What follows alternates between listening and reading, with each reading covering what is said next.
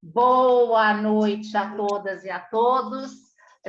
Quem estava com, eu não sei se eu estava com meu áudio liberado, as minhas cachorras elas têm um chip. Então, toda vez que eu libero o meu áudio, libera o áudio delas também. Não tem uma vez que elas não conseguem, elas não comecem a latir, mas tudo bem.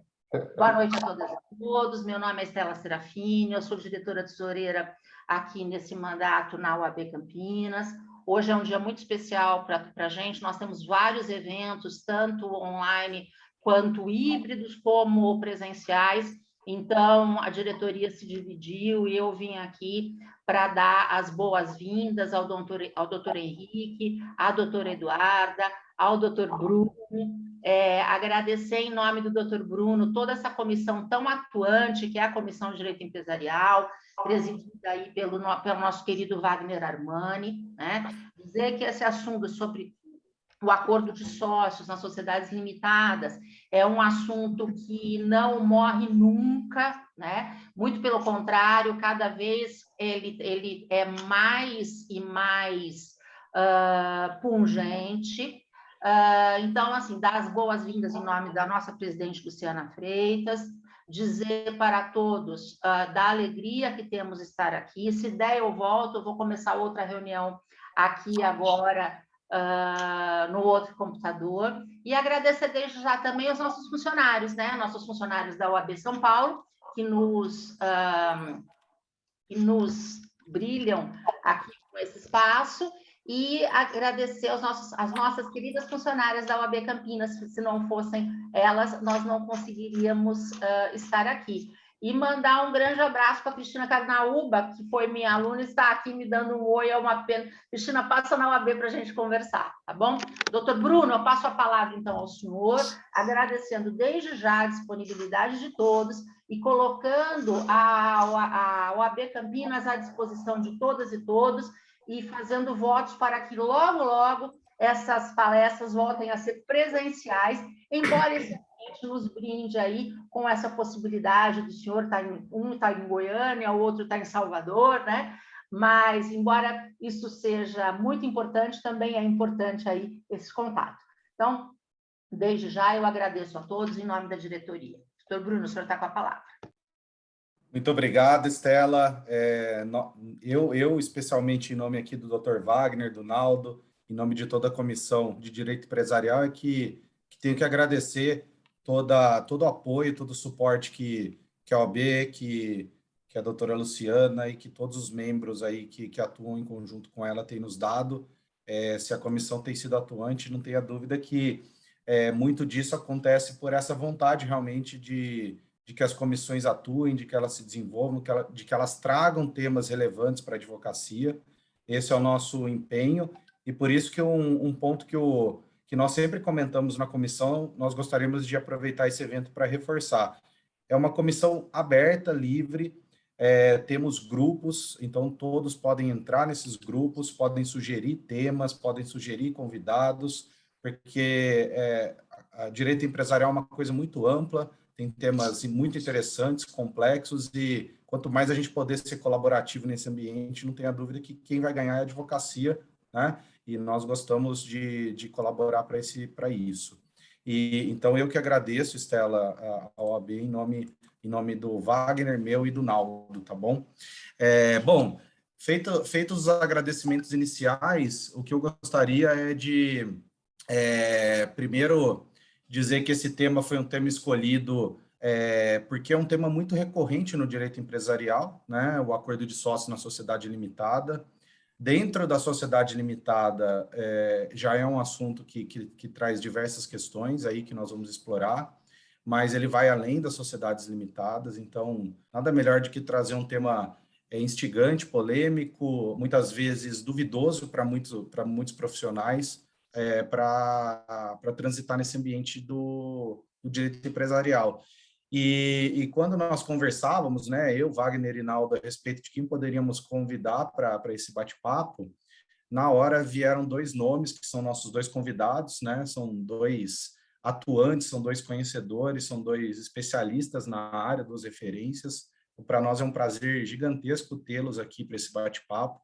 Então, a primeira que eu gostaria de apresentar é Eduarda Chaves. Ela é advogada, ela é palestrante, é nossa colega no ESA, professora também do ESA, abrilhanta aí as aulas do ESA com o conhecimento dela. Ela tem especialização em Direito Digital pela GV, é formada em Empreendedorismo pela PUC São Paulo, especialista em novos negócios, né? E atua muito fortemente no ramo de startup e suas mais diversas facetas, inclusive as estruturações de startups. E, não menos brilhante aí, para trazer muito conhecimento para o nosso bate-papo, o doutor Henrique Araque. Ele é mestre e doutor em análise econômica do direito, ele é professor de direito empresarial tanto na graduação quanto na pós-graduação. Ele é associado à CFE, ele é conselheiro consultivo da Confederação Nacional dos Trabalhadores Liberais Universitários Regulamentados e é membro fundador do Instituto Brasiliense de Direito Empresarial. É muito legal porque, de fato, né, Estela, como você bem falou, os encontros presenciais são muito interessantes, sem dúvida que cada vez serão mais recorrentes, mas hoje, especialmente, a distância, né, a tecnologia nos oportuniza esse bate-papo com cada um em um local. Então, quero agradecê-los em nome da comissão, em nome da OAB, dizer para vocês que a gente está muito feliz com a presença de vocês e, sem mais delongas, dizer para o público que a nossa abordagem ela vai ser uma abordagem que vai passar de temas iniciais, teoricamente, mais simples para aqueles que não estão lidando ainda com esse tema no dia a dia, e passar por um aprofundamento dentro do bate-papo. Então, dentro desse contexto, Eduarda, do acordo de sócios na sociedade limitada, né, fica à vontade para suas palavras iniciais também, mas explica para a gente, depois das suas palavras iniciais, e do que estamos falando, né, para aquele que é um advogado que não está habituado, né, que chegou agora, lembrando que depois isso estará no YouTube também, então muitas outras pessoas terão a oportunidade de acessar. Do que estamos falando? Do que se trata um acordo de sócios, né? Que nome é esse que muitas vezes as pessoas não conhecem quando não lidam com esse tema? Boa noite, Bruno. Primeiramente, um super obrigada pelo convite. É um prazer enorme estar aqui, inclusive, dividindo esse espaço com o doutor Henrique, brilhante no assunto. É um prazer mesmo dividir conhecimentos.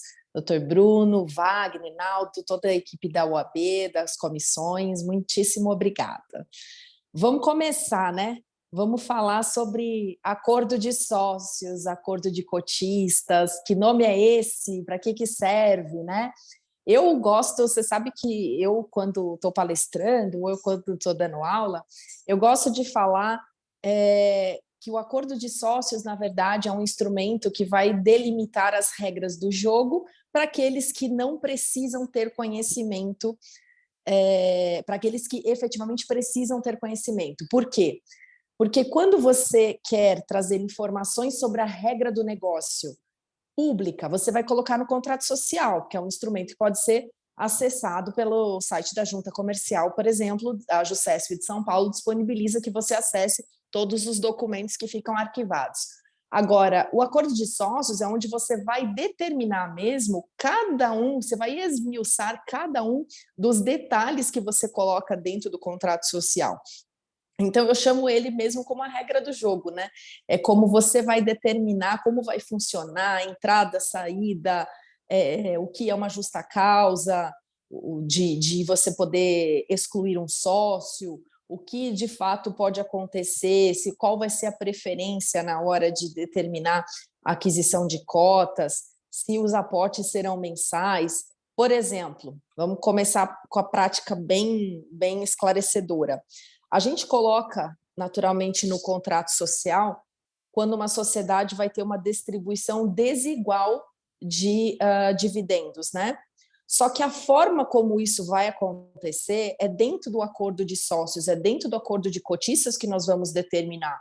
Por quê? Porque a gente não precisa trazer ao público, em geral, essas informações. Essas informações normalmente são protegidas pelo sigilo, pela confidencialidade, que só faz sentido entre as partes envolvidas. E é por isso que essa informação ou outras informações como essa que eu usei, por exemplo, vão ficar dentro de um instrumento. É importante esclarecer aí para quem está em começo de carreira, ou mesmo aqueles que já atuam, mas que não têm conhecimento desse documento, que esse é um documento que estritamente faz lei entre as partes.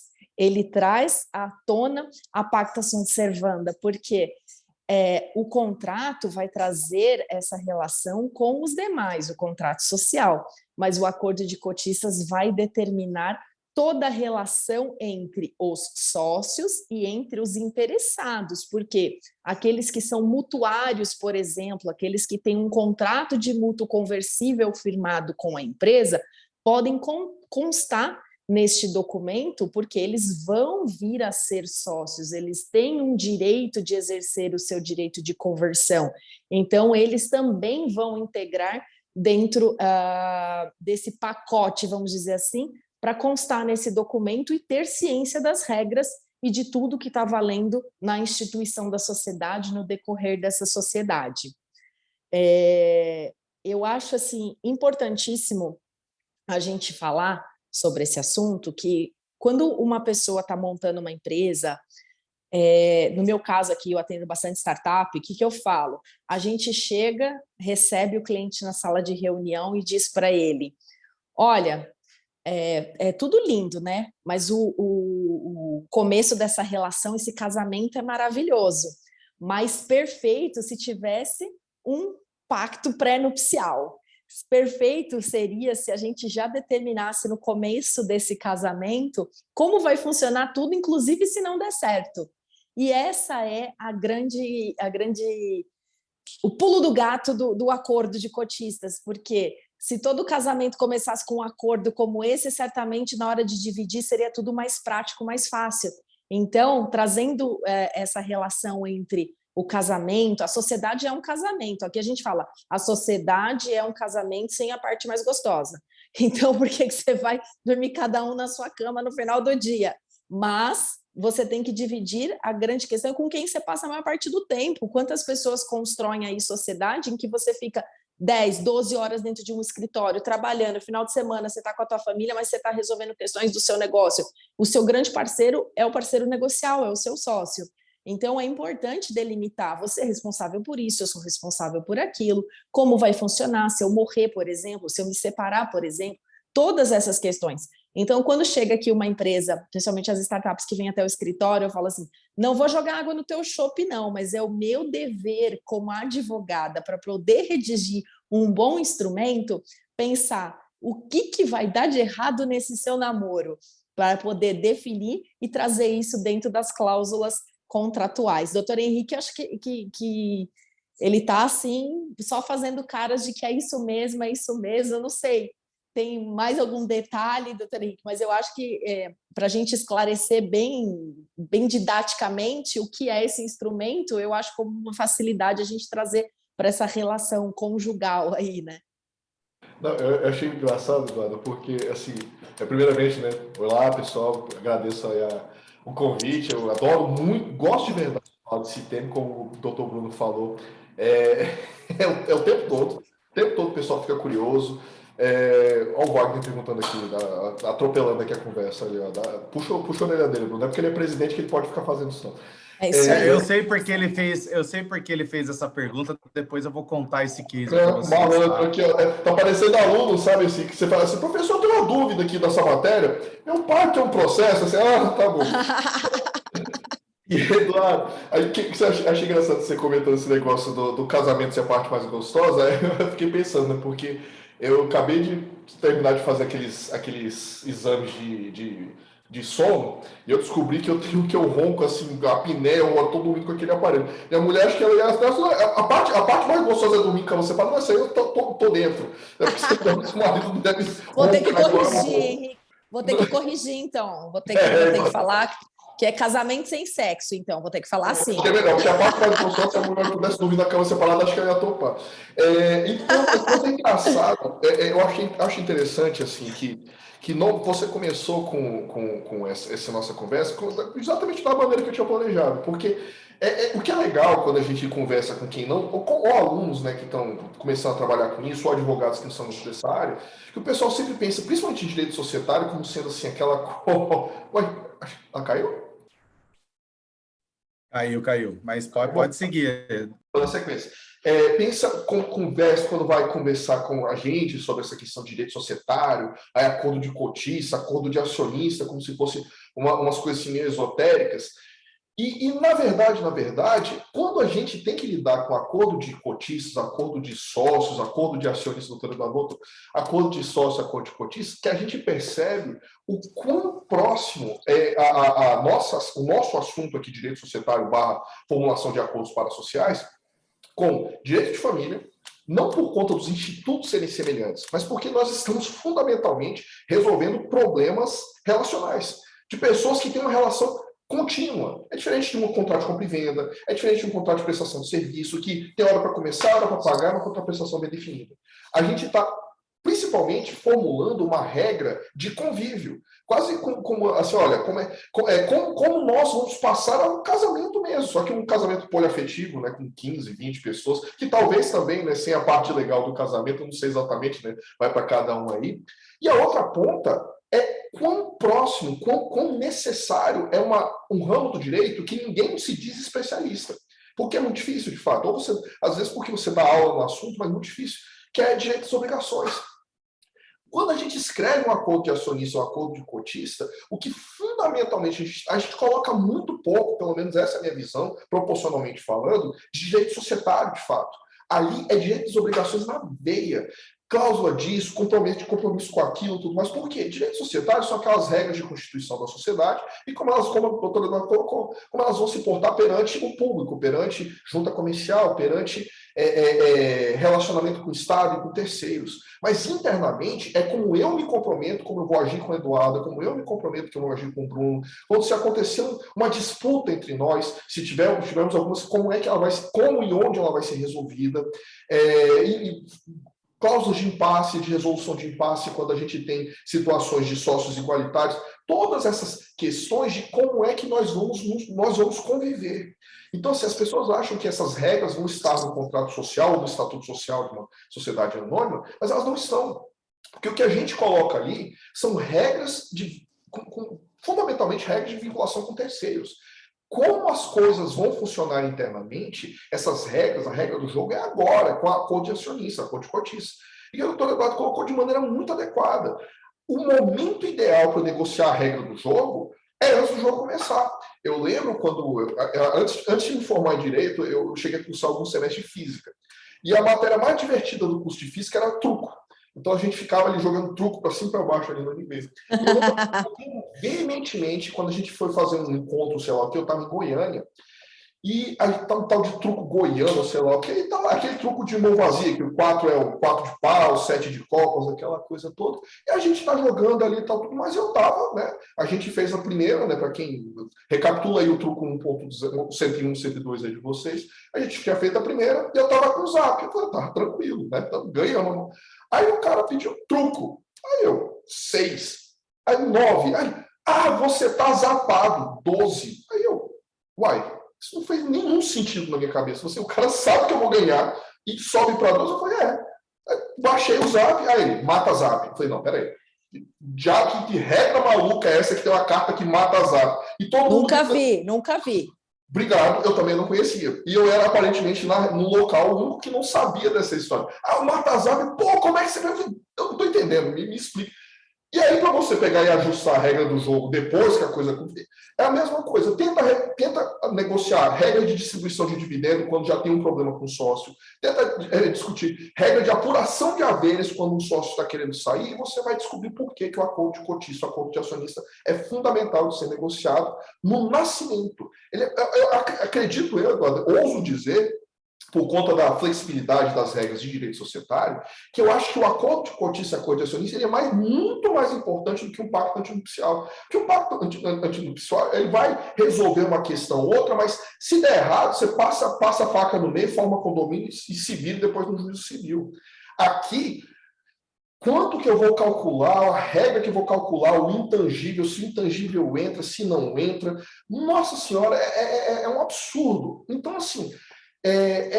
um dos assuntos, assim, não é à toa que ele está sempre retornando, está sempre sendo colocado à toa, e é um assunto interessante a gente começar com essa discussão, porque os clientes perguntam, já estou te contratando para fazer um contrato social, você vai pagar mais caro para fazer um acordo de associação. Aí eu falo assim, meu querido, você não tem noção do que é escrever um acordo de cotista. Você não tem noção do que é você pegar e sentar e entender o seu negócio melhor do que você, porque você pensar no que pode dar errado é o teu negócio. Eu não sou do seu business. Eu vou ter que entender o que você faz, a característica de cada um de vocês, para eu tentar antecipar num juízo meio catastrófico todas as possibilidades, ou quase todas elas, passíveis de dar errado. E aí é também a vantagem de trazer, né, pessoas que já são do mercado, porque a gente aprende com o erro dos outros.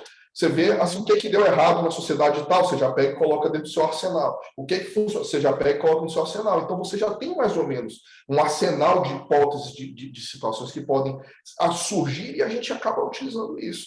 Então, e o melhor, assim, eu acho também, Henrique, a gente trazer essas experiências de outros negócios, porque muitas vezes o que acontece comigo aqui, eu vou e trago, vou fazer a apresentação, né, depois das reuniões, já ter entendido o negócio, vou apresentar a primeira minuta, e às vezes as pessoas ficam sem graça e dizem assim, isso aí não precisa não, doutora. Uhum. Não, isso aqui, imagina, ela é minha amiga, a gente está construindo aí uma empresa, um aplicativo, não, isso aí não precisa não. E aí eu acho importante que nessas oportunidades que eu falo, olha, pode ser que não precise. Então, já que você acha que não precisa, deixa eu manter, porque aconteceu um outro caso, assim, assado. Ela fala, mas isso não vai acontecer comigo, não. Eu falo, então tá bom, então eu vou deixar, porque não vai acontecer mesmo. Então, para você não tem problema.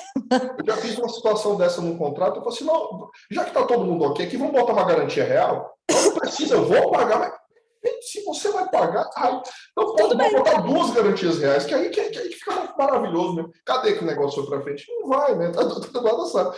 A questão é a seguinte, é óbvio que tem um relacionamento entre as pessoas, senão vocês não estavam sendo sócios, caramba. Que há uma confiança enorme, que há o nosso papel, as pessoas precisam entender, os advogados que estão assistindo têm que entender, assim, para entender o que eles estão vendendo, entender o que eles estão propondo, que é justamente isso. Se as regras do jogo são bem postas no início do jogo, a gente não está jogando areia, sapateando no caixão futuro do defunto, não. A gente está melhorando a probabilidade de não dar problema, porque o problema que surgir, a gente já tem uma regra para resolver. Surgiu outro problema, a gente já tem outra regra. Então, assim, entender que não é igual, é que nem a pessoa fala assim, não gosto de falar de testamento. Eu falei, cara, a gente está tentando deixar as coisas o mais claras possíveis, justamente para que, se surgir um problema, porque o problema ele vai surgir onde houver dúvida, onde houver conflito de interesse e houver dúvida, como esse conflito vai ser resolvido. Então, e outra também, o problema também passa a existir quando tem dinheiro envolvido. No começo, a empresa está só crescimento. A hora que bota o dinheiro é que vem a confusão, né, Bruno? A hora que o faturamento começa a aparecer, é que as coisas vão mudando. Exatamente. O que eu ia comentar, né, pegando um pouco o gancho de vocês, é interessante, né, porque como vocês falaram, né, o contrato social, ele é aquele basicão que vai ser registrado na junta, que vai ter publicidade para o mercado. Então, obviamente, de um lado, nós vamos ter regras básicas, muito simples, né, que até podem servir para uma empresa simplória no início, uma empresa muito pequena, desde que não tenham as características de uma startup, por exemplo, que vai receber recursos depois, a gente vai falar um pouco disso. Mas, por outro lado, também não há necessidade de uma sofisticação, também pelo fato de que existem informações que são intramuros, digamos, né, sigilosas, que não faz sentido você dar publicidade. E aí vem o acordo de sócios, né, para preencher essa lacuna jurídica, né, que permita com que as regras estejam claras, sejam completas, como vocês disseram, mas ao mesmo tempo não seja publicada, né, para concorrência e para terceiros. Agora, uma coisa que eu percebo muito, né, que vocês com certeza também percebem na prática, e que tem a ver um pouco com isso que o Henrique falou, eu percebo assim, primeiro, existe uma resistência em desenvolver um documento à parte, pelo fato de que, em geral, o empresário menor, né, ele não entende aquilo como importante, né? Seja porque ele tem um sócio só, seja porque a operação é pequena, seja porque é um custo, né, como a Eduarda comentou, tem um custo aqui.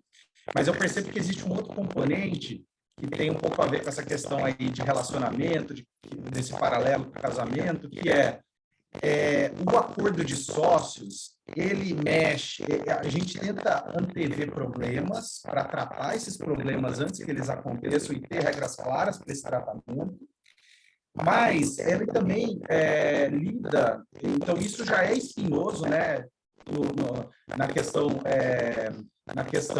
digamos, pessoal, né, na questão humana, então você vai ter que lidar com coisas que podem nem acontecer, e qual vai ser a postura de cada um diante daquele acontecimento, então você vai provocar aqueles sócios a discutirem isso no momento da construção do documento. Isso é complicado quando há harmonia, né, porque, não, mas a gente vai ser amigo para sempre, nunca vai acontecer essa situação, né, então, esse é um ponto que é bastante sensível, né, tirar as pessoas da zona de conforto. E o outro ponto, que não é necessariamente ligado a problemas, a acontecimento de problemas futuros, mas que é a gestão, né? Porque quando a empresa se sofistica, aí que a gente vê que um acordo de sócios ele é fundamental, né? Porque, tudo bem, quando a empresa está numa operação pequena, a gestão pode acontecer de uma forma mais espartana ali, que tudo bem, não há necessariamente essa necessidade, mas na medida em que isso sofistica, se não houver regras claras, a harmonia também deixa de existir. Então, isso também é espinhoso, né, para o empresário. E aí eles buscam um caminho sempre mais fácil, né? Isso é custo, o contador aqui vai resolver com o contrato social, enfim, né? Então, eu percebo também esse viés, né, de um desconforto, né? Em geral, quando a operação é pequena, nós somos procurados quando o problema está instalado já, né? E aí fica difícil, né? Porque aí o conflito já está ali, né? Então, é uma situação que você não vai conseguir reconstruir aquilo que podia ter sido escrito, né? Então, é complicado isso, né? E, assim, agora uma coisa que eu acho legal vocês falarem, até para aprofundar um pouco isso que a gente está explorando em relação à importância aí do acordo de sócios, mostrar a amplitude dele, né? Porque, assim, a gente ouve muito falar em SAs, porque é inerente à condição, né? Evidentemente, mas o tema aqui é limitado, e assim, bom, mas, ok, o que me daria de elemento competitivo, o que me daria de harmonia na gestão, o que me daria de evitar problemas, eu aprofundar esse desenho, né?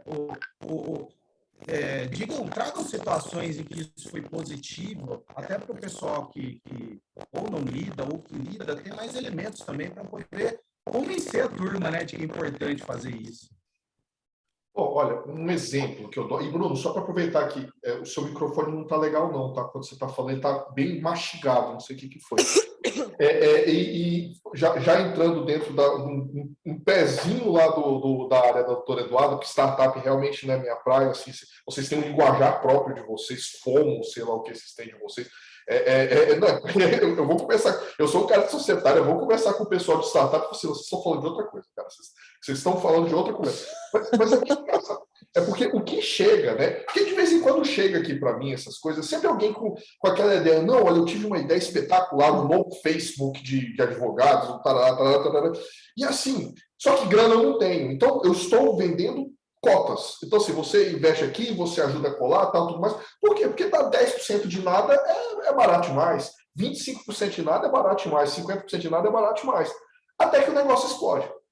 E aí, quando o negócio explode, ou, né, maravilha, tudo mais, aí começa aquela assim, pô, mas quem faz o trabalho sou eu. Mas você só faz o trabalho porque eu captei o cliente. Mas só que porque o relacionamento é meu. E aí começa toda aquela confusão. Por quê? Porque não tomou cuidado de fazer isso. Um exemplo, não vou deixar os exemplos de startup para o doutor Eduardo, mas um exemplo de questões assim que eu lido literalmente no meu dia a dia.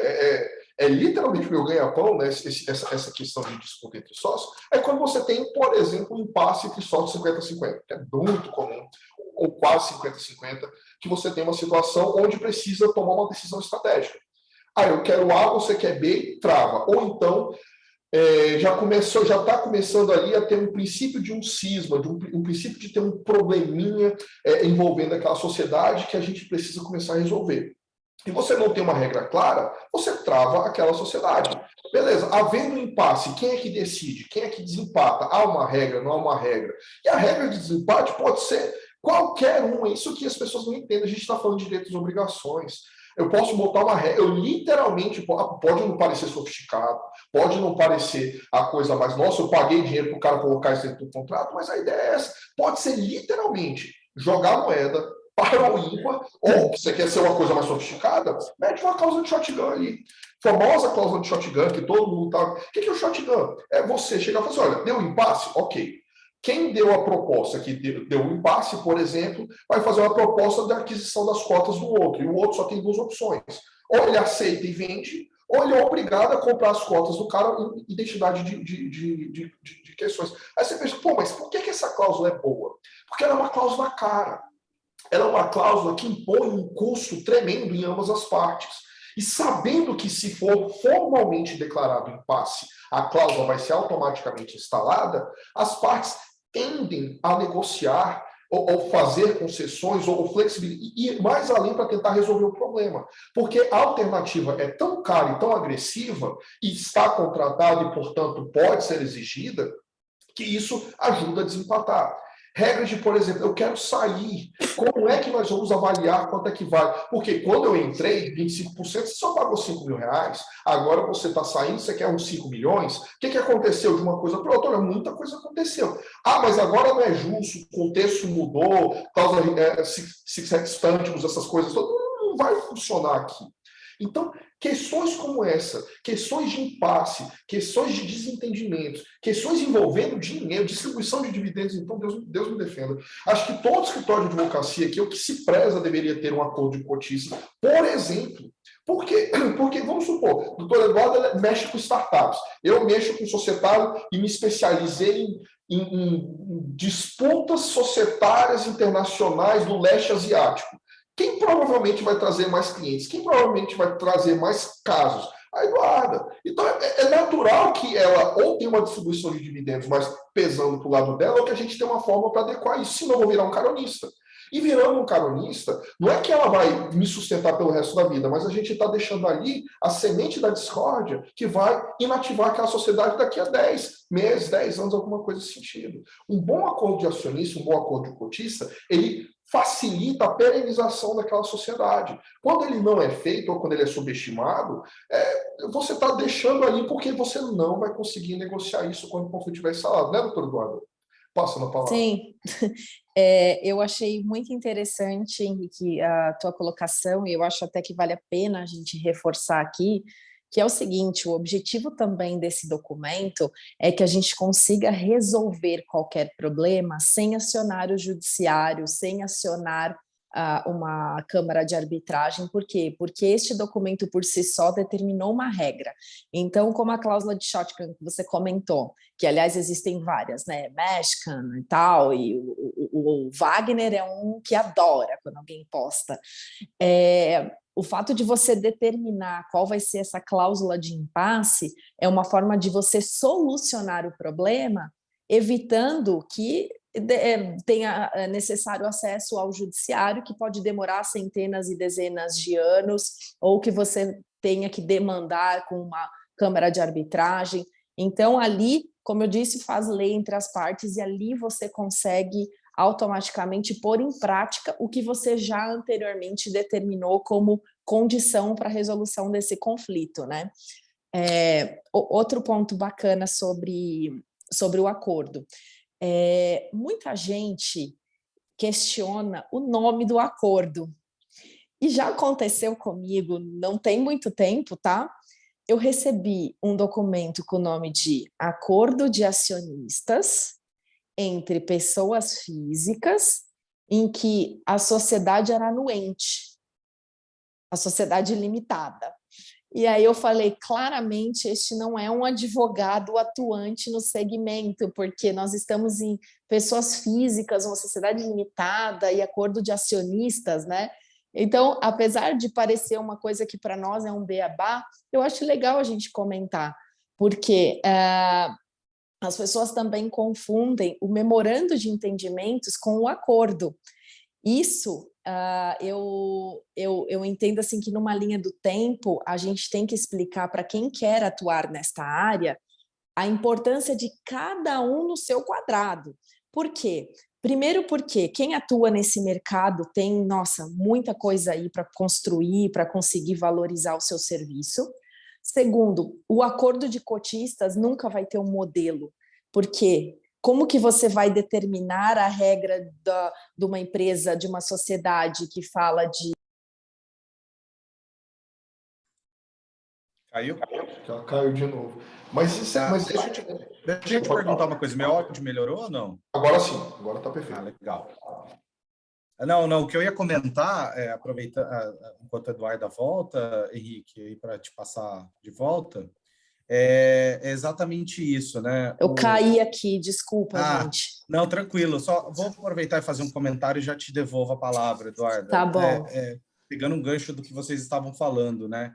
De fato, primeiro, né? As relações econômicas, né? Elas se sofisticaram. Então, isso que vocês falaram é fundamental todo mundo entender sempre. O acordo de sócios, o acordo de acionistas, não existe um padrão. Ele vai ter que ser adequado para aquela realidade, daquela empresa, daquele negócio e daquele psicológico daquelas pessoas, porque é aquilo que a gente comentou antes, né? As pessoas têm pretensões, elas têm interesses, e tudo isso a gente tem que tentar, profissionalmente, tentar extrair no momento da construção desse documento, porque é como elas vão lidar no futuro com um eventual problema, com uma eventual gestão mais sofisticada, com uma eventual entrada de um sócio, com uma eventual saída de outro sócio. Então, quanto mais a gente conseguir antever isso, melhor, né? E, de outro lado, é uma coisa que a gente comenta muito, né? Quem atua bastante na área societária e contratual. O documento em si, e pegando o gancho dos dois, né? O documento em si, a gente tem que evitar o uso dele. Então, o caráter educativo desse instrumento contratual, né, societário, ele tem um peso até maior do que o uso desse documento, porque a gente sabe que é uma disputa cara, que é uma disputa complexa, que a empresa vai se deteriorar, né? Enfim, que os benefícios de você não utilizar são maiores, né?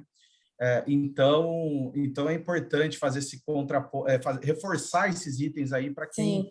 Porque são itens, inclusive, de convencimento ali para que se construa esse documento, né, Eduardo? Nós, advogados, somos uma espécie de roteiristas de um bom filme, porque a gente tem que pensar em saída para tudo. Sabe aquela coisa de quando você termina um bom filme e fala, caramba, como que o cara pensou isso? Certamente ele tem uma gota de advogado empresarial aí no sangue, porque a gente não consegue usar modelos. A gente tem que pensar cada caso um caso diferente. E a gente tem que entender, como bem falado por vocês, a gente tem que entender o que significa essa empresa. Por isso que é um serviço que tem que ser valorizado. Como a gente faz? Eu faço uma reunião de kick-off onde eu faço o meu cliente apresentar para mim como se eu fosse um cliente dele, para ele me explicar tudo do serviço dele. Porque como eu vou redigir um documento que vai tratar da empresa, das regras do jogo, se eu entender exatamente o que ele faz? E a gente não sabe tudo, né? Então, agora tem essa questão da cannabis. O cara vai montar uma empresa que vai fazer brigadeiro, que vai usar a manteiga da cannabis, não sei o quê. Porra, já pensou um troço desse que eu não tenho conhecimento, que ele não me traz? Ele só fala assim, não, é uma empresa que vende brigadeiro. E aí, como é que eu vou falar? E se isso acontecer? Isso se torna legal, ok? Ou se não se torna mais legal? De quem é a responsabilidade? Então, cada caso um caso.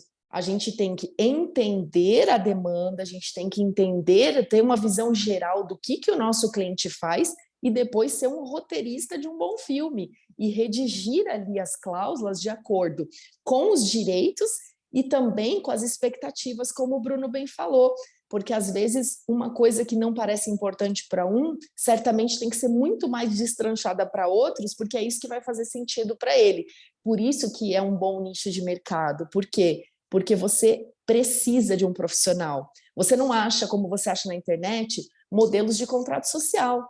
Se você quiser hoje abrir uma sociedade de advogados, você vai entrar no site aí da OAB e a OAB traz para você um modelo padrão, mas ela não te traz um modelo de acordo de cotistas dentro do seu escritório, entendeu? É uma coisa que precisa de alguém qualificado para fazer.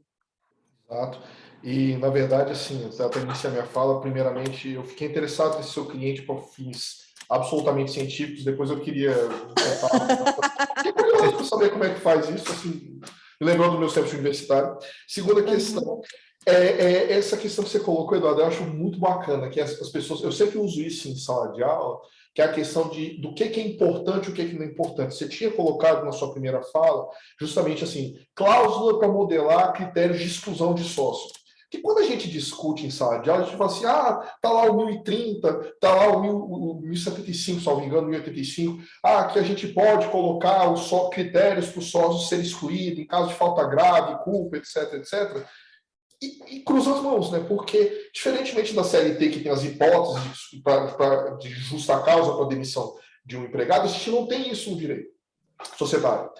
E aí vai do contexto. E um exemplo que eu sempre dou em sala de aula é o seguinte: a gente vai considerar, vamos dizer assim, que se um sócio atrasar para uma reunião por mais de 15 minutos vai ser considerado uma falta grave para excluir o cara, aí todo mundo fala assim, não, se for um médico é praticamente condição sine qua non. O cara chegou no prazo, esse cara é estranho, não tá trabalhando o suficiente. Aí eu pego e coloco, agora pensa que a gente está falando de sociedade de advogados. E 15 minutos é uma audiência. Pode significar uma revelia. Então, assim, 15 minutos é relevante ou irrelevante a depender do contexto. E só quem vai conseguir capturar isso é quando a gente estiver voltando dentro do contrato. E eu concordo com o Bob em gênero, número e grau. Isso aqui, gente, fazer contrato com acordo é arte, tá? Não é ciência, não é pega daqui, junta daqui. Mas eu, Henrique, gosto muito de modelos, mas no seguinte sentido. O que eu faço, Bob? Eu acho que todo mundo faz. Eu vou atrás de acordo de acionistas, eu vou atrás de acordo de cotistas dos grandes, que é como eu aprendo, como é que esses caras estão fazendo. Então você pega assim, um grupo do Beto Sicupira, por exemplo, que o acordo de acionistas é por conta da B3, assim, de que esse pessoal está colocando aqui, o que eles estão trazendo de novo, que tipo de problema que eles estão... Porque assim, evidentemente, né, eu não vou trazer um acordo de acionista para um grupo daquele para padaria do seu Zé ali, aquele grupo familiar. Mas assim, às vezes as pessoas estão pensando em novas soluções que a gente tem que olhar para aquilo lá e estudar, não é pegar o modelo Ctrl-C, Ctrl-V e jogar aqui. Sim, é isso que eu estou falando. Por isso que a gente tem que ser genial, por quê? Porque a gente vai pegar o melhor de cada um que a gente leu e vai juntar e vai construir uma obra nova. O que eu digo, assim, que não adianta a gente buscar na internet é que você não vai encontrar algo pronto para o teu cliente, nunca. Quantas e quantas a gente não pega um acordo assim, não, inclusive eu já fiz uma minuta, o contador já fez uma minuta atrás assim, a cláusula de acordo de não compete de 10 anos, você fala assim, mas o que você tem? Acordo de confidencialidade de 5 anos. Eu falei, mas que informação que você está trazendo aqui, que precisa de tudo isso. Você fala assim, não é nada, só não sabe nem por que pôs. Então, assim, é um absurdo isso, torna cara a relação, porque o lado de lá vai olhar aqui e fala assim, o que é isso? Por que isso aqui está aqui? Né? A gente não estava não é só aqui uma sinuca aqui no canto aqui que a gente está fazendo, precisa de uma cláusula de não compete, de no hiring, que não sei o quê, no solicitation de 5 anos com 2 para fora, que tarará, multa de R$1 milhão. Jesus Cristo, cara.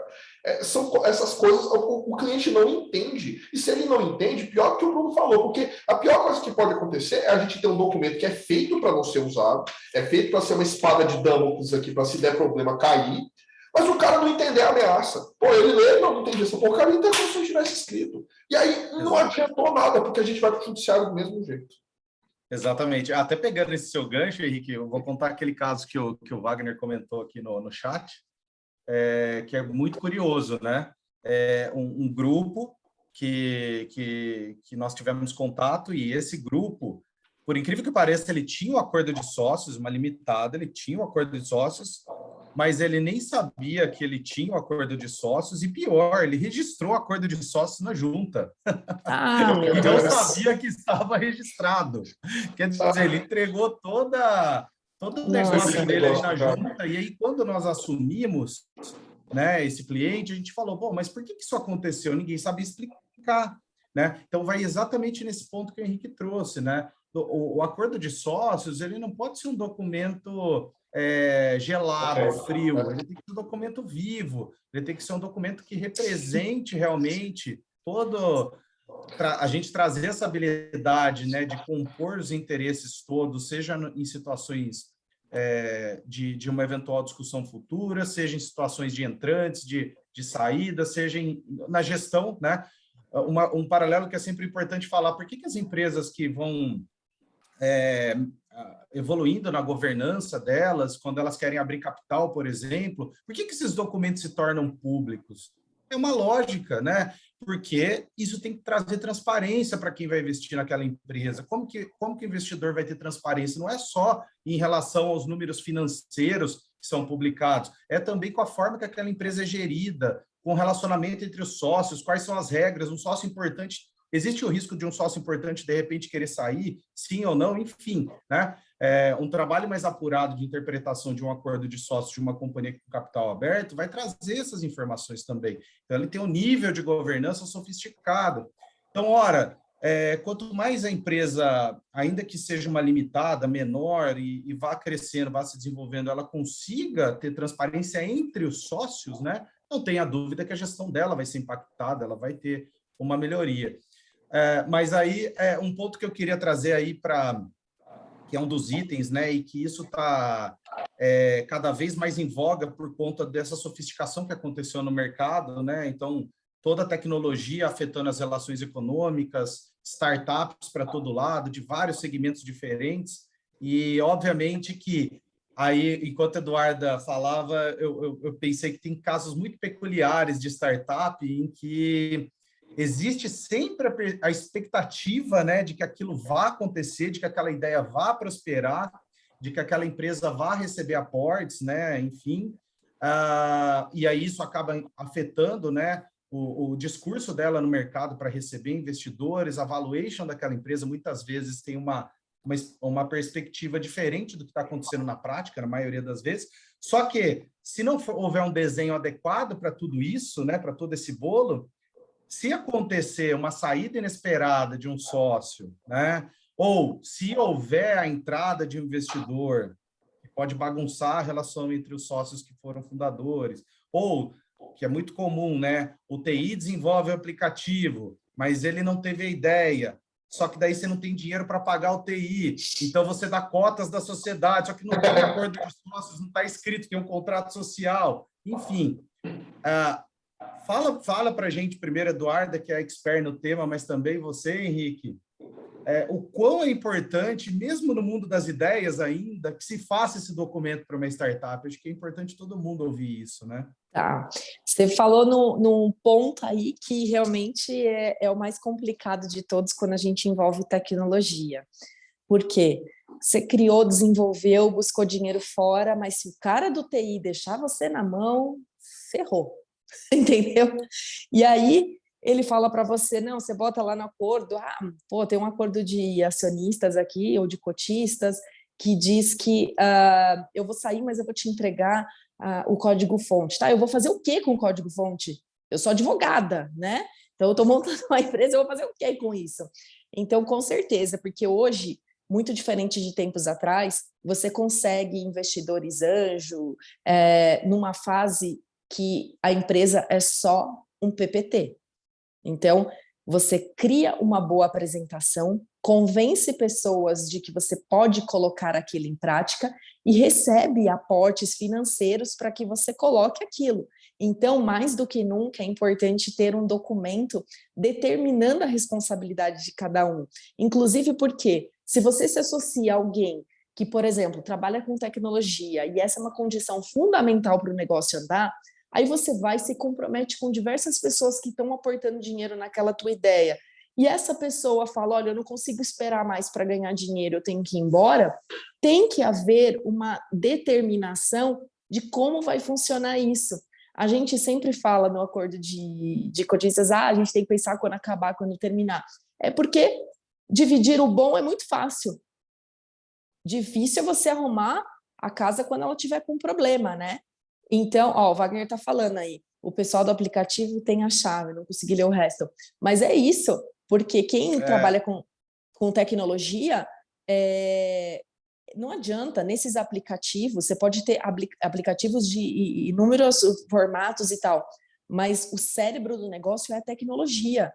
E às vezes a tecnologia você não quer transferir para outra pessoa. Então, sem dúvida, é importante que mesmo a empresa ainda esteja naquela estruturação em fase em que eu chamo ela só um PPT, Às vezes ela é um PPT milionário, e às vezes ela é um PPT com um futuro milionário. Então, não é melhor você já ditar quais são as regras desse jogo antes que efetivamente se torne uma coisa tão milionária que você vai ficar na mão do seu sócio de tecnologia? Você tem que pôr as regras todas delimitadas. Pode falar, Bruno, desculpa, eu te cortei. Não, pegando esse gancho seu, do Wagner, para passar a palavra para o Henrique, e isso tudo, e além do que, muitas vezes, de repente, o cara de TI ele não tem noção do negócio, da magnitude, né? Ele, é mais uma ideia.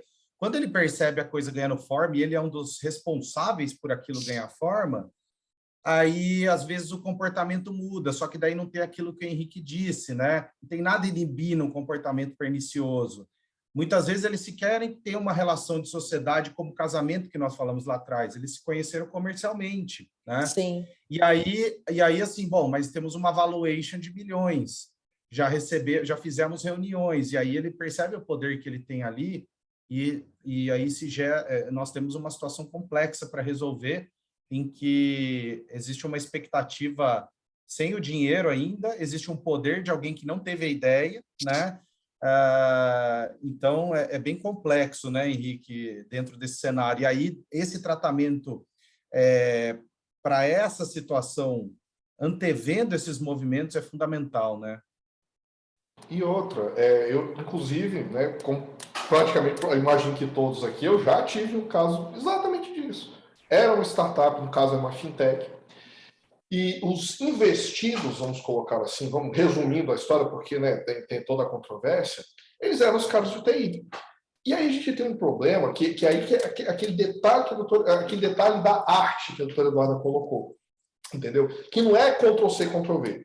Quem entende como funciona esse mercado, e principalmente quem tem, vamos dizer assim, uma deficiência, eu vou colocar assim, uma inexperiência em contencioso, não percebe o potencial de problemas que esse simples fato, esse desequilíbrio, essa simetria de informações gera. Assim, a doutora Eduarda falou assim, do aplicativo. Você pensa, o aplicativo montadinho, mas muitas vezes não é um aplicativo montadinho. Às vezes é uma linha de código meio que otimiza a conversa entre um aplicativo ou outro, que boa sorte explicar isso para o juiz. Primeiro problema. Deu pau, boa sorte explicar, não, é porque é isso aqui. Não, é isso que faz funcionar. Não, é essa linha de código aqui que otimiza a conversa entre esses dois bancos de dados. Você não vai conseguir explicar isso para ele. Primeiro problema. Segundo problema. Então vamos fazer uma cláusula onde ele cede os direitos autorais do software, né, modificado lá da 9610 para a empresa. Boa sorte provar que quando ele saiu da empresa e levou para lá, que o que ele está desenvolvendo lá é plágio, no sentido de copiou, Ctrl-C, Ctrl-V. Contrata o perito que você quiser para entrar lá dentro daquele cipoal de manancial de milhões de softwares de linha de código para você achar aquele que o cara tirou daqui e provar isso para o juiz. Terceiro, eu gostei muito disso, Henrique, porque é isso, é fenomenal você trazer de uma forma didática, não só entre as partes que já sabem o que é isso, mas para que quando alguém for ler e interpretar, entender o que está escrito. Exato, porque a gente não escreve. Se eu chegar e falar, assim, pegando os jargões que o Eduardo usou aqui, na minha reunião de kickoff eu fiz isso, aquilo, outro, eu sei, Eduarda sabe, pega ali o juiz ali deixa eu pegar uma cidade pequena aí uma cidadezinha pequena, tipo Campinas, assim, de vara. Sabe aquelas cidades que tem aquelas varas de tudólogo? Penal, civil, família, societária, cai uma recuperação judicial lá. Aí você começa, aí o cara vai ler aquilo e ele não vai entender. E advogado é bicho sem lei. A gente vai pegar e vai interpretar aquilo do jeito que puxa mais para nossa sardinha. E aí deixa de virar uma discussão técnica e passa a virar uma discussão de oratório. Então a gente tem que antever isso. Não adianta eu pegar e colocar, vou botar um non-compete, uma cláusula de sigilo, um NDA. Boa sorte provar para o juiz que aquela informação foi vazada pelo cara que você está querendo processar. Não adianta colocar o Ctrl-C, Ctrl-V aqui como se a nossa realidade fosse a realidade norte-americana, para situações de hardware, de produtos assim, que você consegue pegar, mostrar para o cara que o cara está copiando, você não consegue. Então você tem que criar outras soluções que indiretamente chegam no que você quer. Uma cláusula de lockup, por exemplo, que eu vou trancar o cara ali dentro, ele simplesmente não pode sair. E vai ser remunerado por isso. Ele não pode sair. uma cláusula de não compete mais agressiva. Porque como eu não tenho como provar depois se esse cara levou tecnologia para o concorrente, ele não vai para o concorrente, ponto, acabou. Então, assim, mas eu estou falando isso porque eu tive essa discussão no judiciário. Ah, mas é inconstitucional, o cara você está tirando dele o direito dele trabalhar na área de escolha dele. Mas ele que quis. É aquela coisa que dá vontade de sacudir o cara. Deixa eu te contar, somos todos adultos e vacinados, não é uma situação de hipossuficiência, o cara... Porque é aquela coisa... Quando estava bom, não, eu não tenho nada, nem nada, coloca aí 5, 10 milhões e investe em mim, porque é tudo que eu quero assim que você quiser. Quando o negócio começa a dar dinheiro, peraí, agora, não, veja bem, constitucionalidade da cláusula, vício de vontade, erro, até erro eu tive que lidar. O cara, não, eu assinei sem erro. Deu a vontade de falar assim, olha, deixa de ser, mas por causa dessas questões. Eu gosto muito de trazer, Henrique, às vezes até há reclamações, né? Eu ponho muitos considerandos antes de entrar na primeira cláusula, porque eu acho que se não tem nada melhor nesse mundo que inventaram na parte contratual é o considerando, porque no considerando você escreve tudo que você quer contar, você está contando uma história, você está explicando para o leigo, para o juiz, o que é um IP, Internet Protocol, tudo bem, mas isso aí ele joga no Google, o que é um IP? Escreve. Né? É o IP, o que esses considerandos significam entre as partes, né? Exatamente, porque para a gente poder redigir a primeira e as próximas cláusulas, a gente considerou tantas coisas que valem a pena constar neste documento. Então, eu já tive reclamação, lá, Bruno é o rei dos considerandos. Já amei, Bruno, eu também sou a rainha dos considerandos, porque nunca vi, já tive reclamação de gente falar... O Wagner é pragmático, né? Então, tem uma briga aí entre eu e ele. Não, mas você está certíssimo, Bruno, você está certíssimo. O considerando salva a nossa vida, que é o que vai dar contexto. E depende do contexto, né, Eduardo? Porque imagina o seguinte, você pode estar dentro desse contexto societário, você pode estar pelo contratado de TI, dentro de uma startup, você pode estar. Então, assim, ou não, você está por quem teve a ideia, né? Agora, precisa ficar claro o seguinte, traz as expectativas para os considerandos e para a mesa, né? Então, assim, esse cara de TI, ele vai ficar travado uma saída? Vamos discutir. Ou ele vai ser remunerado se ele quiser sair pelo serviço e não pela valuation. Coisas assim que ninguém para pensar e depois vira um problema, né? Sim, uma vez eu pus um considerando que era a primeira atuação no segmento dele, papapá. Ele falou, doutora, não precisa colocar isso, né? Eu falei, desculpa, precisa, eu vou te explicar por quê. Porque se lá na frente você quiser brigar comigo dizendo quanto vale a tua saída, eu vou dizer que você não tinha bagagem. Porque essa foi sua primeira experiência nesse segmento. Então, para mim, esse considerando é importante. Muito exatamente, importante. Exatamente. Aquele considerando que a gente fala assim, olha, basicamente o que você está falando assim, eu estou casando contigo por quê? Eu estou casando porque você disse para mim que você não roncava, casando porque você disse para mim que trabalhador, que era não sei o que estava... Chegou aqui, meu querido, não é nada disso. Uma coisa é o contexto. As pessoas confundem, isso também é muito importante a gente colocar, considerando com declarações e garantias. Né? Achando que considerando você está dando o contexto para o juiz, para o árbitro, assim, olha, por que esse negócio foi celebrado? Por que a gente entrou nessa parceria? O que era a expectativa de um, o que era a expectativa do outro, o que não estava trazendo para a mesa, o que o outro não estava, qual o contexto socioeconômico, qual o contexto, porque aí o cara interpreta a causa à luz daquele contexto. Entendeu? Considerando que uma causa que a gente normalmente coloca, né? Considerando que as partes estão assessoradas por advogado na assinatura dessa porcaria, desse contrato, para evitar essa discussão de erro. Em minha defesa daquele caso que eu estava contando, não fui eu que fiz o acordo, tá? Não fui eu que fiz o acordo, quando eu cheguei já estava assim, mas óbvio que deu pau. Entrou um investimento gigantesco, havia no acordo que eles iam converter aquele investimento em ágio para não diluir os minoritários. Então, assim, a empresa de devedora de sei lá quantos milhões passou a ser, né, um patrimônio inverteu na hora, e aí eles falam assim, falou, valeu, tô indo embora. E aí, não prende. Mas tinha uma cláusula de lock-up sem multa. Inexequível. É o que eu falo, gente, o básico do básico. Você tem que ter um contrato líquido, certo e exigível.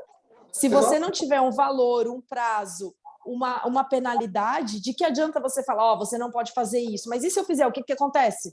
Ah, não acontece nada, então eu vou fazer. Cláusulas que falam o seguinte, olha, cláusula de sigilo, e se quebrar o sigilo, você vai responder por prejuízo. Eu falei, sério, para isso que você botou essa cláusula Nossa. aqui? Que você vai responder pelo prejuízo. Nossa, olha que bizarro, eu vou ter que provar que houve violação do sigilo, que é virtualmente impossível, e vou ter que provar o prejuízo decorrente da violação do sigilo. Puta, é um negócio assim, olha, gente... É coisa de gente que pegou o modelão, Ctrl-C, Ctrl-V. Ah, todo mundo tem essa cláusula. E não sabe o que está escrevendo. Pô, isso é muito complicado. Não, eu acho que esse é um ponto que retoma um pouco do que nós falamos no início, né? Se tem uma coisa, né, pessoal, para quem está no chat, para quem vai ver depois, que é imprescindível, advogado que vai cuidar de contratos complexos e societários não pode ter preguiça. Esquece. Por quê? Porque vai sair da zona de conforto. Porque cada contrato vai ser um contrato, porque cada relação econômica vai ser uma, cada sócio vai ser um, os interesses vão ser diferentes, e a nossa habilidade vai ter que ser extrair isso para produzir um documento. E aí, tem duas formas, né, que podem acontecer isso. Uma é nós assessorando um dos sócios, né, dentro de uma quantidade plurima, ou entre dois sócios, ou num ambiente mais fácil, que daí aí a gente tem que conduzi-los para um caminho que seja harmônico, assessorando os dois sócios, né? Acontece isso muito na startup, né? Principalmente. Então, mas não adianta, não pode ter preguiça, porque senão não vai resolver os problemas, né? E também acho que é legal falar para quem não está acostumado com esse ambiente, a gente aprende muito, né? Porque nós lidamos com negócios diferentes, com estilos de pessoas diferentes, e isso vai também moldando a nossa forma de dar soluções, né? Você falou esse negócio de preguiça, antes de eu passar a palavra para o Eduardo, que eu já estou monopolizando, desculpa, gente, é só porque eu lembrei de um caso que eu achei, foi tão engraçado, foi igual que eu abri o escritório. Aí o cliente não tem noção dessas coisas, não tem noção que não é modelinho, você só está escrevendo ali 15 páginas. Vem aqui, doutor Henrique, vim recomendar com fulano de tal, eu queria que você desse uma olhada aqui no acordo de acionistas. Quanto é que você cobra? Eu falei, sabe que você não entende? Então, cara, faz o seguinte, vem que você está aqui, vem aqui, traz aqui o documentinho, acordo de acionista de 35 páginas. Eu falei, não, tá, deixa eu entender. Aí eu comecei a ler, assim, li rápido, né, para eu gritar. Não, eu quero que você leia para ver se tem alguma coisa que eu tenho que me preocupar. Eu falei, porra... Por que você assinou, então, né? Por que Não, ele não tinha assinado. Ele ainda não tinha assinado. Aí eu falei assim, olha, deixa eu me dar o contexto. Aí, olha o contexto. Não, é porque a minha empresa... Isso aqui foi o seguinte, eu me juntei com aquela empresa, a gente vai abrir capital em 15 dias e eu tenho que assinar esse negócio. Eu falei, segura, eu não estou entendendo. Deixa eu entender. Aí eu falei, cara, não, peraí, deixa eu dar uma lida aqui. Eu preciso de tempo, cara. São 35 páginas de documentos. Você vai ser o minoritário dentro do bloco de controle de uma empresa que vai abrir capital daqui a 15, 16 dias, sei lá quanto. Quanto tempo eu posso te entregar? Não, você pode me entregar aqui. Os advogados e a equipe lá da corretora que vai abrir capital, eles estão trancados no hotel. Então, assim, eu só está guardando a minha assinatura. Ou seja, o deal estava acontecendo, o pessoal estava lá no War lá, esperando o cara dar o ok no acordo de ações. Cara, o meu negócio, cara, assim, parte da gente é justamente mostrar para o cliente o seguinte, olha, deixa eu te contar, isso aqui não é um acordinho que você não quisesse errar, isso aqui não é direito do consumidor, que você tem direito a arrependimento, não, meu querido, você vai assinar, né? E, gente, tinha coisa assim, tinha um non-compete pesadíssimo, tinha uma cláusula tinha uma cláusula de preferência de venda bem complicado, e tinha as próprias cláusulas que vêm das instruções da CVM que tinha que estar lá.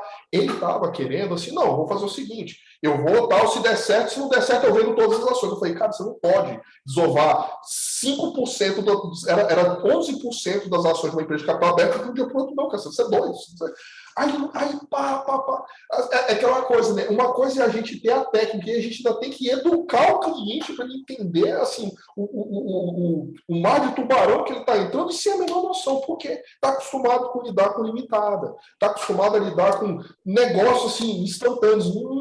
Aí descobre uma situação como essa e não sabe onde é que está se metendo. E, gente, eram 2 dias. 2 dias que eu tive para mexer com esse negócio, e aí a gente interrompeu, não, a gente precisa de mais tempo e tal, e aí foi. Acabou que nem abriu o capital, porque veio a pandemia, mas olha a situação do rapaz. É o famoso dar uma olhadinha, né? Você pode dar uma olhadinha? Você já viram? Tem um vídeo no YouTube que é o advogado, né? Chega alguém e fala, você pode dar uma olhadinha? Ele fala, pronto, já dei uma olhadinha. Então, e aí? Então, você só pediu para eu dar uma olhadinha. você quiser que eu consulte, é outra coisa. Tem 15 páginas, folha branca, muito... Não, assim, já partindo para a reta final, vou dar a palavra para as considerações finais de vocês, mas o papo está muito bom, mas tem um... Se o Wagner estiver na sala, ele já sabe que eu vou falar isso, né? A gente gosta muito de, nas nossas aulas ou em treinamentos, colocar um vídeo, que eu não sei se vocês conhecem, mas eu vou dividir nos grupos, para quem não conhece depois, do Abílio Diniz, que é um vídeo de 1 minuto e meio, e ele fala simplesmente o seguinte, a pergunta é, qual foi o maior erro da sua vida? Para o Abílio Diniz, um dos empresários mais consagrados no mundo, né? Fala assim, o maior erro da minha vida não foi ter feito um negócio com a Cassino. Eu faria de novo, eu faria da mesma... Eu tinha motivo para fazer, eu tinha vontade, eu gostava da ideia. Então, assim, eu faria de novo. Mas eu faria da forma correta. Por quê? Porque eu não dei a atenção que eu deveria dar para aquele contrato de compra e venda. Então, se tiver que fazer, gasta o tempo que for, discute, estressa, traz a presente tudo que precisa ser trazido, mas faz isso agora. Porque fez agora, discutiu, está tudo certo, não vai ter problema, todo mundo vai ser feliz, etc. Agora, não fez isso, vai acontecer o que aconteceu comigo. Então, não é que eu não faria de novo, eu faria de novo, só que eu faria diferente. Então, você fala, olha, esse é um bom motivo para convencer o empresário, né, da importância de realmente gastar energia nesse período e aí falando de acordo de sócios da mesma forma, né, que é um dos itens aí, como vocês exploraram, dentro de um conjunto de itens que precisa ser analisado. Mas eu queria ouvir aí as considerações finais, assim, para a gente conseguir abarcar aí todo o público, né? O que vocês trariam de considerações finais, um pouco na linha do que vocês já trouxeram, em relação ao acordo de sócio nas limitadas, né? Em poucas palavras aí, que mensagem que vocês diriam aí para a advocacia que nos acompanha, né? E também para empresários que eventualmente estejam nos acompanhando. Bruno, vou começar minhas considerações finais aqui, porque eu acho isso bem chique, né? Falar. Parece uma coisa bem séria, né? Não parece esse bate-papo nosso aqui. Depois a gente faz um vídeo só dessa parte sua, um vídeo menor, tá, né? Bem séria, tá. Então, eu gosto muito de uma frase que diz o seguinte: feito não é o mesmo que bem feito. Então, a gente precisa começar a trabalhar a consciência dos empresários da importância de ter um documento como esse, que todo mundo entende como desnecessário, acessório. Se tiver ok, se não tiver ok, como algo necessário para estruturar. Uma árvore que cresce boa tem que ter uma boa raiz. Então, você só vai conseguir subir uma empresa até onde você quiser se você tiver um bom apoio. E esse é um dos documentos que compõe essa base estrutural. Então, eu acho que a questão é conscientizar os empresários da importância desse instrumento e aí, consequentemente, valorizar nós profissionais que atuamos aí como artistas na hora de escrever esse pacto entre os empresários, entre os sócios, entre os envolvidos. Bom, então deixa eu agora fazer as minhas considerações finais, mas diferente da Eduarda, nem querendo, eu acho que eu consigo parecer sério, que eu sou meio agitado assim mesmo, é o meu perfil, assim, o Wagner me viu lá no congresso lá de São Paulo, considerações finais de Aracna, já o Wagner vai escrever isso, ele sempre me enche o saco meu nome. Mas enfim, o que eu ia falar é o seguinte, que eu acho interessante, que a doutora Eduarda falou assim, é fundamental, é um documento extremamente importante, mas eu vou mudar, fazendo um flipzinho no que ela colocou. Nem todo mundo precisa. Porque, assim, não é todo empresário, não é toda a sociedade que efetivamente precisa disso.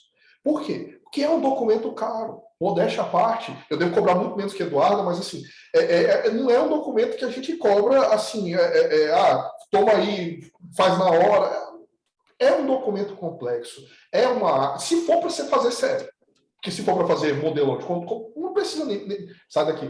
Olha o outro aqui falando que cobra, parecendo com a piada. Qualquer coisa, se vocês quiserem aí, o pessoal do terceiro setor, aí pode procurar o Wagner, entendeu? Exatamente. Ele tá ali, né, cedendo as horas dele de presidente da comissão, né, para fazer a conta. Mas o que é interessante, por isso que eu falei que ele é só um pequeno flip, porque, na verdade, eu estou, de fato, concordando com o Eduardo. Porque, da mesma maneira que não é todo empresário, toda a sociedade que precisa de um advogado especialista em direito societário. O cara tá montando aquela PJ lá com o filho dele, aquela coisa mais simplória. Cara, ele não vai contratar um advogado especialista em direito societário para faz um contrato social, aquele contrato social que o da junta sai muito bem. Por outro lado, eu nunca conheci um caso em que ou havia, não, de fato, justifica a contratação de um cara especializado, de uma pessoa especializada em direito societário, de um problema que não necessitasse uma corte de cotistas, uma corte de acionistas do lado. Porque quando a gente é chamado, vamos dizer assim, na ponta, estruturar, é para fazer isso que o Eduardo falou. Montar as bases para o negócio funcionar. E é virtualmente impossível só conseguir fazer isso só com isso mesmo. Seria brotou um contrato social aqui com um estatuto. Porque um negócio que justifica a nossa atuação, normalmente é um negócio complexo. Normalmente é um negócio que há algum certo investimento. Então, você tem que começar negociando, né? O acordo de acionistas, o acordo de cotista, o acordo de sócio, é uma das pontas finais. A gente tem que começar, que o Eduardo falou, fazer um pré-contrato, chamado MOU, Memorando de Entendimentos, que é para definir as regras, dentro das quais a gente vai discutir as regras. A gente está negociando a regra do jogo, a negociação das regras do jogo, para depois escrever as regras do jogo. Então, primeiro, a gente tem um ambiente seguro para discutir, para a gente poder, né, debater. Depois, a gente tem a construção do documento em comum. E aí, a gente tem a construção desses dois documentos. Um que é para ser público e o outro que é para ser privado, pelo amor de Deus, registrar em junta comercial. Até agora eu não sei nem como é que, se eu quisesse, eu não sei nem como é que eu faço. Onde que a gente arquiva isso? Pois é, imagina o susto na hora, né? E depois eu acho que não tem nem como tirar, né, Bruno? Assim, não, tira isso aqui foi sem querer. Já era. E às vezes você colocou ali segredo de negócio, cara, porque é isso que o Eduardo falou. A gente exatamente tem que esmiuçar o máximo. Então, pelo amor de Deus, mexer com isso, assim, é uma área fantástica. Eu recomendo quem tem interesse para estudar, mas estudar. Não atuar amadoristicamente. Não tem, você está lidando assim. E o pior, a gente nem comentou isso, mas fechando agora. É um dos documentos mais perigosos que a gente tem para construir. Por quê? Porque ele vai dar problema depois. Ele não vai dar problema agora. Agora vai aceitar qualquer coisa, vai passar e vai funcionar perfeitamente. A gente só vai descobrir, isso é pior do que o planejamento tributário mal feito. A gente só vai descobrir se isso vai funcionar ou não vai funcionar quando dá pau. Mas aí quando der pau, não é um problema de centenas de milhares de reais, pode ser um problema de milhões de reais. Pode ser um problema que pode incapacitar uma empresa que a gente não teria esse problema se tivesse cuidado agora. Então, é um documento sério, é um documento complexo, é um documento caro, não é para todo mundo. É para todo mundo que a gente acaba atendendo, é essencial. É isso mesmo. Bom, pessoal, queria agradecê-los, né? Queria primeiro agradecer ao público. Eu vi muita gente aqui que está até o momento e passou por aqui, várias referências, o Geraldo, o Luiz Teodoro, o Wagner, que nos acompanhou, entre outros aqui, né? Colegas que atuam mais ou menos no societário, engrandeceram aqui. Dizer para Eduardo e para o Henrique que foi um prazer esse bate-papo, muito gostoso. É uma pena que a gente não pode estender muito, né, por conta do tempo, mas eu tenho certeza que foi gostoso, foi muito proveitoso. E quero convidar tanto aos convidados aqui como aos que verão o vídeo depois, que usem a comissão com esse propósito, tragam temas como esse, tragam novas questões. A gente tem uma agenda mensal, mas isso o Wagner está super entusiasmado, nós estamos, né? A gente quer ampliar esses debates, trazer gente nova, trazer colegas, fazer desse ambiente um ambiente muito produtivo para a advocacia. E vocês dois hoje trouxeram muito conhecimento de um jeito muito, muito claro, muito objetivo e também com conteúdo. Então, muito obrigado para vocês. Obrigado, Eduardo. Obrigado, Henrique. Obrigado para os convidados. E obrigado para a OAB por confiar aí no nosso trabalho e vamos continuar aí, que vamos trazer bastante coisa bacana aí para a comissão, tá bom, gente? Obrigada, Bruno. Obrigada a todos. Excelente. Wagner, a gente também, A gente também te ama. O Wagner é um fofo, é um fofo. Beijo, Tchau, gente. pessoal. Boa Boa noite. noite. Beijo. Tchau, tchau. Um abraço. Tchau, tchau.